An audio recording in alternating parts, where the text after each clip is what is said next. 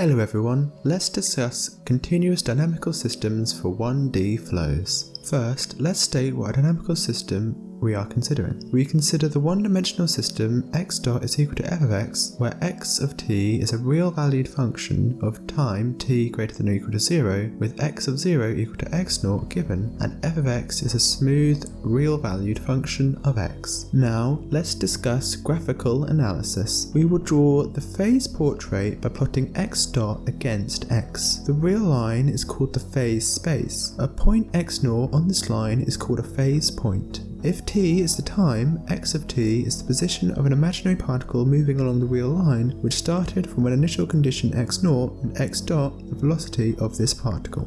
The function x of t is called the trajectory based at x0. The differential equation x dot equals f of x represents a vector field on the real line. Where x dot is greater than 0, then x is increasing, and where x dot is less than 0, then x is decreasing. Next, let's discuss equilibrium points. Some important solutions of the dynamical systems are the stationary points given by x dot is equal to 0. We define x star, an equilibrium point of x dot, equals f of x if f of x dot is equal to 0. They are also called fixed points or steady solutions.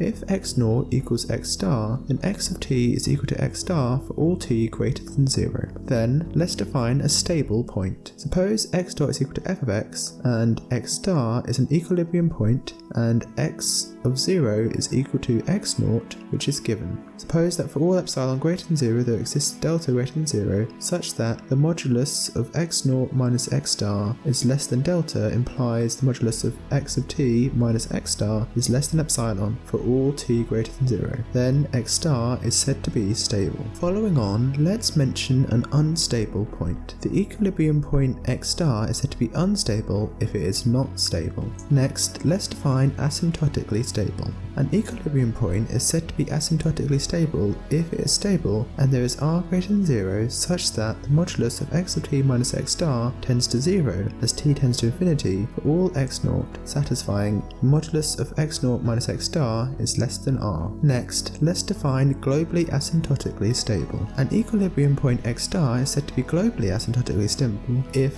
modulus of x of t minus x star tends to 0 as t tends to infinity for any x0.